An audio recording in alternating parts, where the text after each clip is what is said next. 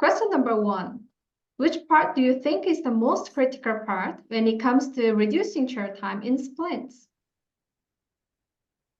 To reduce chair time in splint restoration, it's essential to ensure the splint fits securely without being too tight, allowing for easy placement and removal while maintaining effectiveness. This balance reduces the need for adjustment during delivery. Next, accurately capturing the occlusal bite by elevating the occlusion and using mandibular movement recordings for a corresponding antagonist model is crucial. This technique minimizes occlusal adjustment by aligning the splint with the patient's natural bite and movement, streamlining the feeding process and enhancing efficiency. Okay, question number 2. Is it easy to use the Medit Splints app? I know that other companies also have Splints app, but what are the distinctive features of Medit Splints app?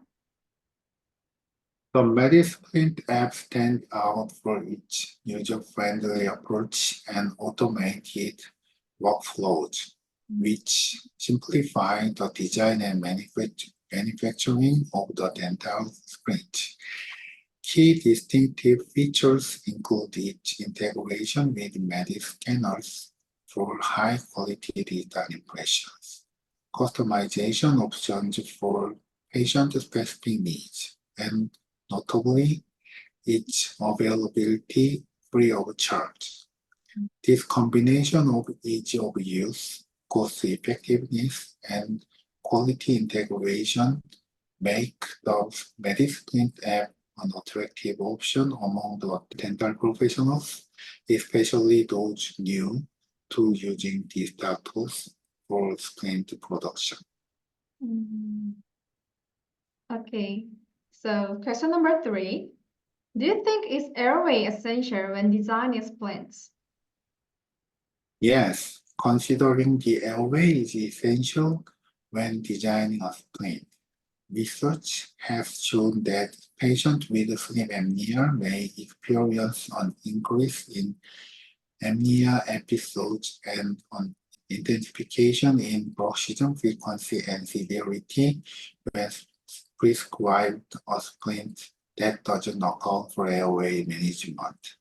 Therefore, it's crucial to assess for sleep apnea and differentiate between prescribing a simple splint and a mandibular advancement device. This method makes sure that the treatment doesn't accidentally make sleep breathing problems worse and meet the patient's need well.